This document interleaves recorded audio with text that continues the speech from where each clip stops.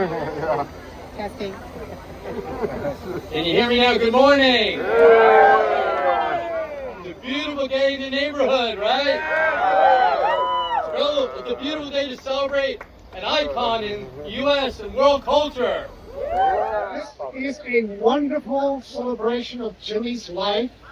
Here where he had an apartment on 12th Street, and I got a story for you. Jimmy would walk from his apartment on 12th Street, carrying his guitar, with the big hat and the feather sticking up, walking down. Nobody but them. They came up to him and they said hi, and he nodded to them. They were respectful. He was respected enormously. He would get over to the studio, the door would open, he would go down and create the most amazing music. And I was privileged to be part of that creation. So, this Jimi Hendrix Day is incredible. Jimmy's genius is now the Jimi Hendrix way. Thank you all.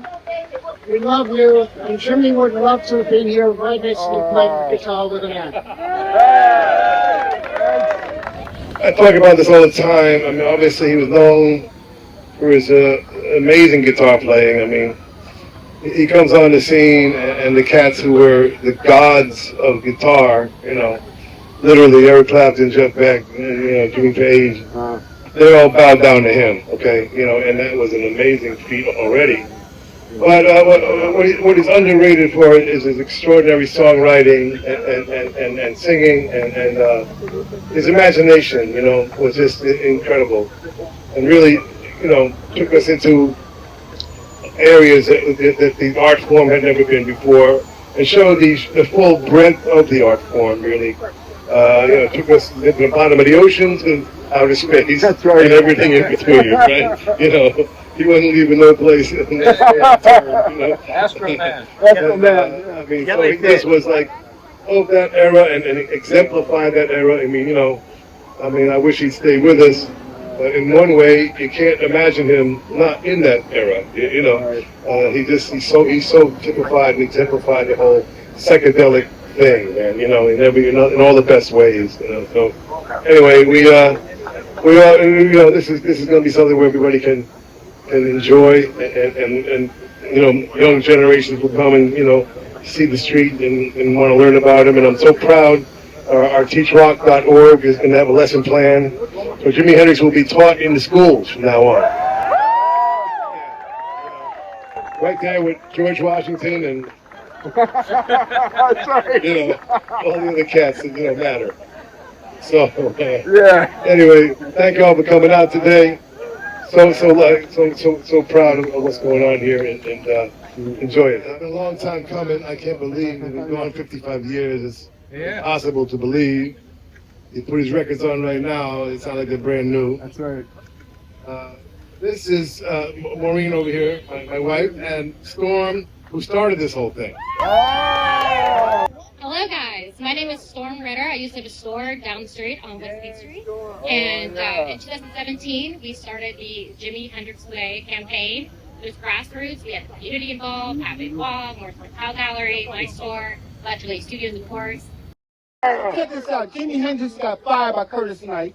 Oh! Jimi Hendrix was fired by King Curtis. Jimi Hendrix was fired by Don Covey. Jimi Hendrix was fired by the Isley Brothers. Little Richard. Jimi Hendrix was fired by Little Richard.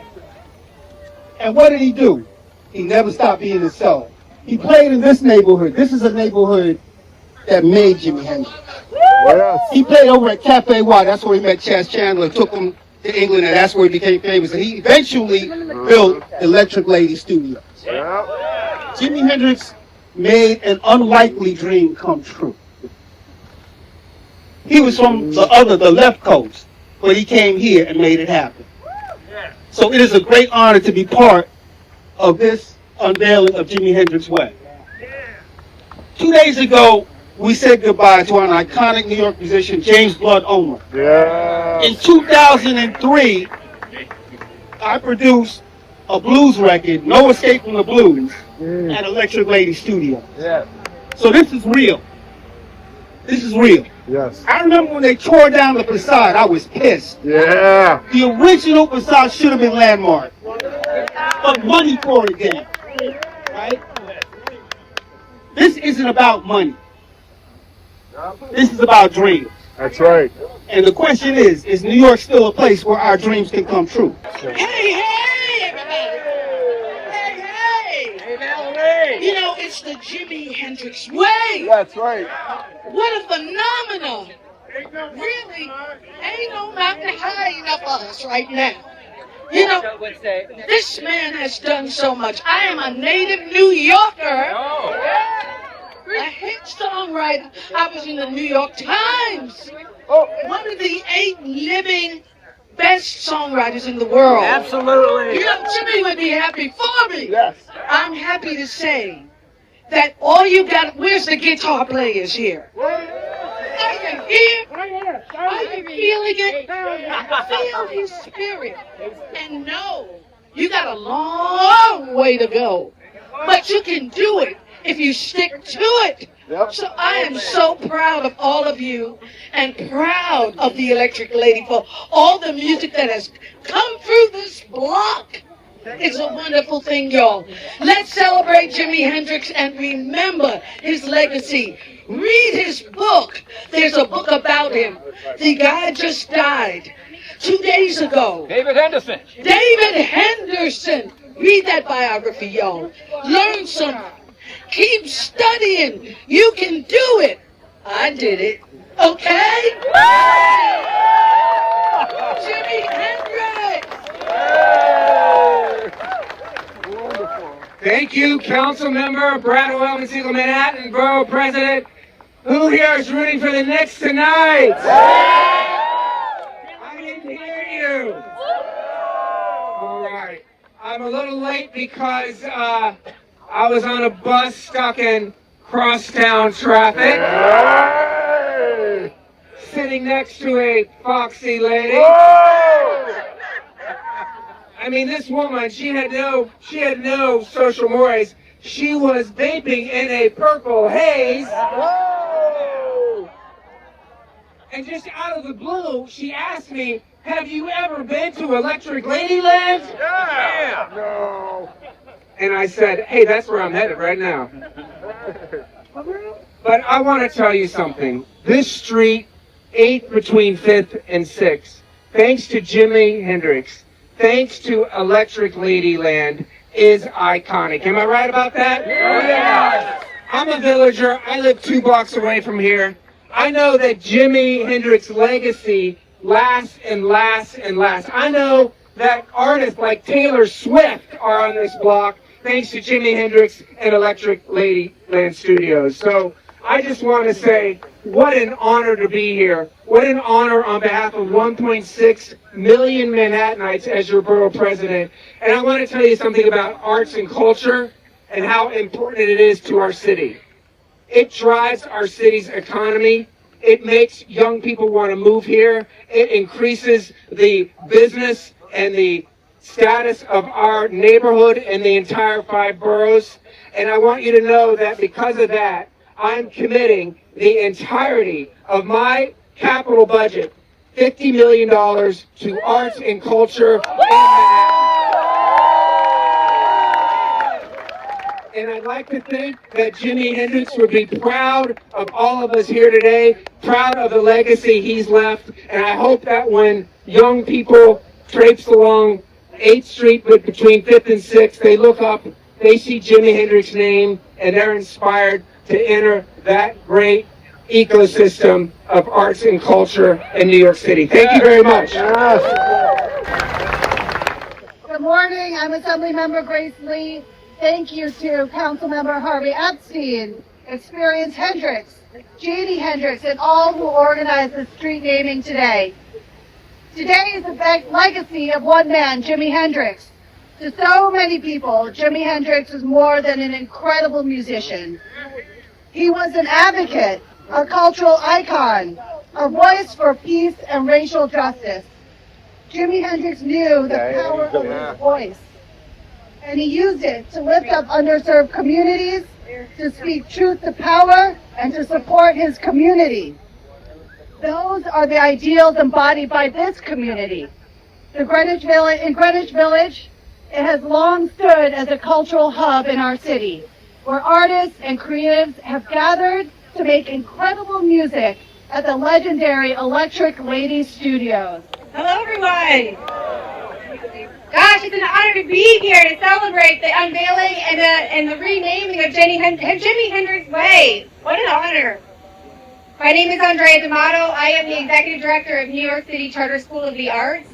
A couple of weeks ago, my students had the opportunity to engage with Jimi Hendrix through a series of lessons that were provided by Teach Rock.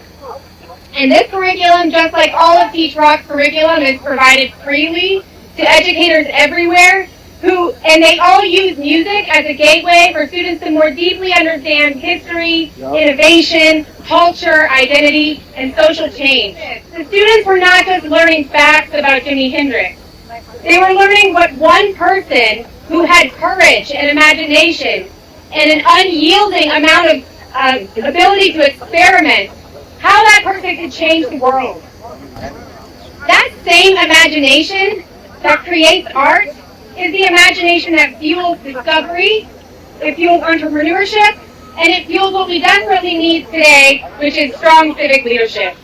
So on behalf of the students at New York City Charter School of the Arts who are joining me here,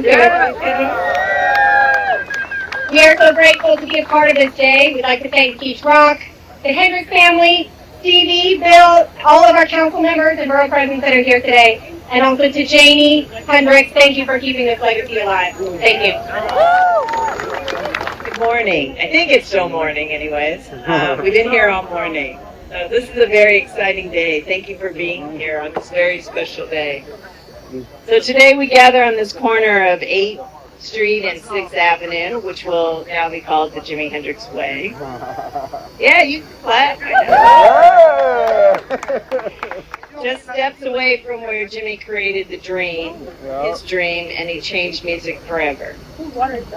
For decades, people from around the world have made the journey in this neighborhood because they felt the connection to the music, the spirit, and his message. Today, that connection becomes permanent. The unveiling of Jimi Hendrix Way is more than the dedication of a street sign. It is a recognition of legacy that continues to inspire generations across the globe. What makes today even more special is today is our father, Al Hendrix's birthday.